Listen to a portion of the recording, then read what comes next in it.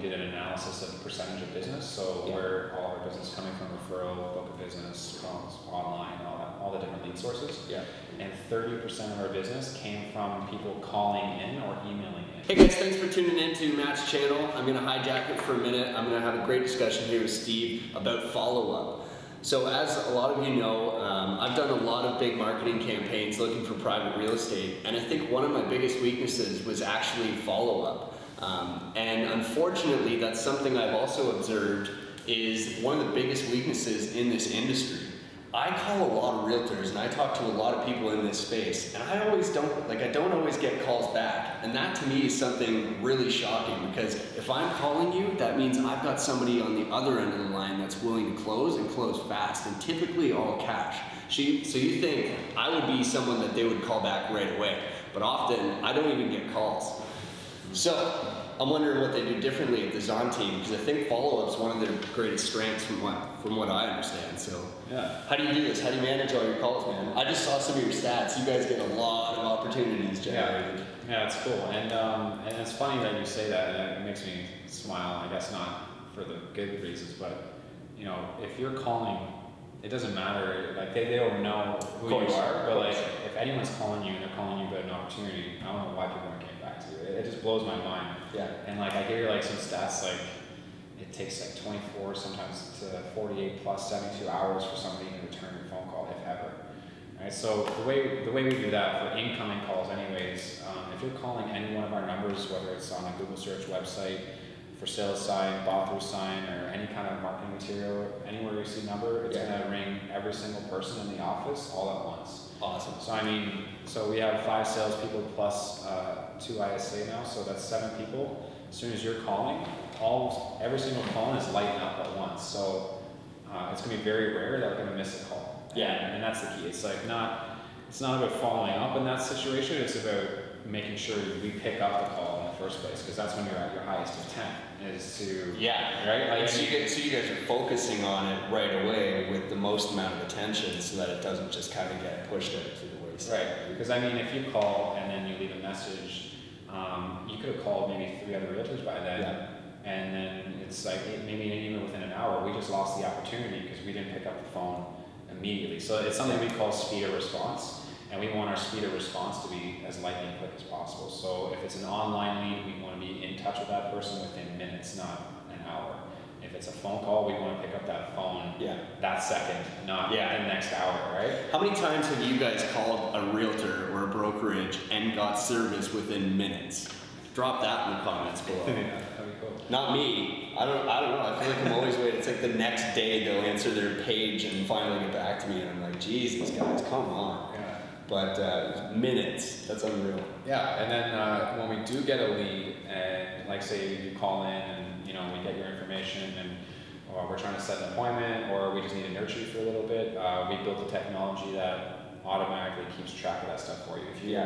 If you're an agent and you're competent enough to put the information into the system, then the system will do all the work, making sure that you're staying on track of all your leads, nurtures, new leads, uncontacted leads, all your clients, all your touch points, right? Because like you said, there's so much money and opportunity in follow-up. You did all the hard work already, you got the information. Yeah. So the info is there. Now don't squander it by not giving them a call, right? Yeah, just leaving so much value on the table. Right. But I think it is interesting, because I mean, I could be anybody calling. Like, I could be Trump for all you know, right? Yeah. Or it could just be some first-time home buyer who's interested in more information that'll translate into a long-term buyer, right? Because hopefully you guys can get that great service out, service the first-time home buyer, and then convert them long-term into a repeat buyer. Yeah. So I think, man, these phone calls, every time I leave a voicemail with a realtor and I don't hear back, I worry. It's crazy, because we just got out of quarterly strategy, and we did an analysis of percentage of business, so where all our business coming from referral, book of business, calls, online, all the different lead sources. Yeah. And 30% of our business came from people calling in or emailing in, and the majority of the time it's calling. So sign calls, marketing calls. So it's weird, because a lot of people will focus exclusively on digital marketing, but I mean, if you can get phone calls and you're not responding to them, you're leaving a huge chunk of business on the table. What do you figure that represents for you guys? Like, I don't have a calculator on me, but that's a lot. So the company will make for every 10 million of real estate volume, 50,000 times 60, 70 million right now. So a lot. Yeah, that's a lot. So it's worthwhile to follow up and set up the right systems. And we're talking hundreds of thousands of dollars. Yeah. Like hundreds of thousands of dollars. That's awesome, man. Yeah. That's super. Yeah, so I don't know, I guess just going generally in strategy, like you guys have been working on this system Houseable, and I think that's a really great system because it's kind of the framework for you guys to master your follow-up and master all of your agents' actions. And that's something, like that's why we're here today, is like I interact, as you guys know, I interact with a lot of people in this industry. So at this point, my main purpose, my main job working with Matt is to go to all these events, meet investors, meet realtors, meet brokers, meet mortgage guys, meet lawyers. And so a huge part of my job is noticing people who are doing really high performance activities. And I think setting your team up to have these systems that they can rely on so that they don't have to focus on all that themselves, I think that's really what sets you guys apart in my mind. Right. Because I've kind of been following your story for the last 8 months or so. Right. And I think that that's honestly one of the biggest differentiators in your service level is you've built a system that your realtors can use so that they end up servicing your customers so much better. Right. And man, I just want to congratulate you on that. Like I think that's a key part of your business. Yeah. And that's seriously long-term thinking. That's big goal thinking to take time away from just selling houses to actually build up a system that allows your realtors to work more effectively in your ISAs, which then translates into customer satisfaction and hopefully repeat buyers. Yeah. So you have to think like, thank you. Yeah, you have to think like using old school systems or using technology that doesn't service you or is very. It's interesting. I talk to a lot of people and they say I spend more time inputting information and making sure I'm doing the right thing than I'm actually talking to the client. Yeah. And so it's like, wow, that sucks, right? So like when you build something that just allows you to not think, because every time you're digging into information or you have to seek information and you have to pull this report, get that, check this Excel spreadsheet, check these notes. And if you can create an atmosphere where it's eyes on, hands off, all you have to do is look, and then you know exactly where you're standing all the time, right? So that's going to create more time for higher dollar producing activities like prospecting, pitching listings and buyers, negotiating contracts. You don't want to be wasting time doing useless work, right? Yeah, and I think, like from my perspective, that's where your client gets value delivered, right? Is in the negotiation, in the actual finding deals that are appropriate for what they're looking for.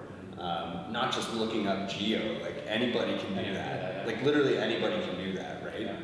And I think that's a discussion that I've been having a lot with people in your space, in your industry, is why, or rather how, are realtors going to stay relevant in such a dynamic environment where services like geo will become more accessible, things like Zillow and all of these other products that are coming and services that are coming available in Canada, where like for the most part a lot of these old school realtors are going to become irrelevant. Like we're just not going to need them. So I think it's great that you guys are kind of getting ahead of that and allowing your realtors to focus on the actual delivery of value, right? Because there's a reason people use realtors and should use realtors. Right. And you make a great point. I mean, a lot of people, when they don't have time or they're too busy on valuable work, they don't do what's necessary to add value to the client. So, I mean, I don't care if you're any industry, if you can't find a way to deliver value, then no matter what, you're going to become irrelevant. Yeah. Like we can have all the technology, absolutely. we can build all the technology, we can do all the fancy stuff, we can do all the crazy marketing, but if you get face to face with the customer and you can articulate zero value, you're irrelevant, right? So absolutely. So what we want to do is we want to make sure that we work with our coaches, we work with strategy, and make sure that what we're doing is investing in skills. Because when you have time, you don't just go out and golf. You actually invest the time back into skills that will actually add value, like the negotiation, marketing, just different techniques that you can actually convey to the customer, right? So you know, there's always different segments of the market, and you'll never be a business that serves 100% of the market, because if you try to serve 100% of the market, people will get confused. Yeah. Who are you? What are you trying to do? Yeah. And we just identified ourselves as, we want to serve the market that needs someone to do the job for them, because they don't want to do it themselves, don't have time to do it themselves, don't know how to do it, and they need someone they can trust, and they're going to get amazing results. Yeah. So that's why we focus our team on getting coached, on doing negotiation training. So we were looking at Harvard just released a negotiation course. It's about, you know, $3,000 per person, but we're going to run all our people through that, because if you have the power and the skill that no one else is willing to invest in, you're going to be able to add that value. That's huge. Yeah, and you can say, hey, I did a Harvard course on negotiation. That's going to be pretty cool. Right? That's awesome. Yeah. Man, that's great. And honestly, it takes such big thinking, and I think that's an absent thing in the market, especially in this industry, to just look beyond the simple act of selling houses and start considering, you know, professional development and delivering value every day in all your activities. And that's something I'm really excited about. And you know, that's why I dragged Matt down here today. I said, man, you got to meet these guys. They're insane. They deliver huge numbers. What was your volume last year? Last year we did 70 million. That was 7 with a 0 after it, and then like a bunch of other zeros. 70 million last year. And your top performer? Top performer did 21. Top performer doing $20 million of sales, guys. That's unbelievable. We're going to try to do 90 next year, and we're setting up. And it's funny because because sometimes people set goals and then they'll start working on those goals January 1. Yeah. But when you reverse engineer the numbers and you look at how long it takes for people to flow through the pipeline, our pipeline starts ticking October 15th. So by October 15th of this month, everything we do will start counting towards next year. Awesome. Yeah. That's great insight. So how did you figure that out? You looked at previous engagements with people and just your sales cycle? Yeah, so our technology tracks absolutely every single point. So I used to manually track this data.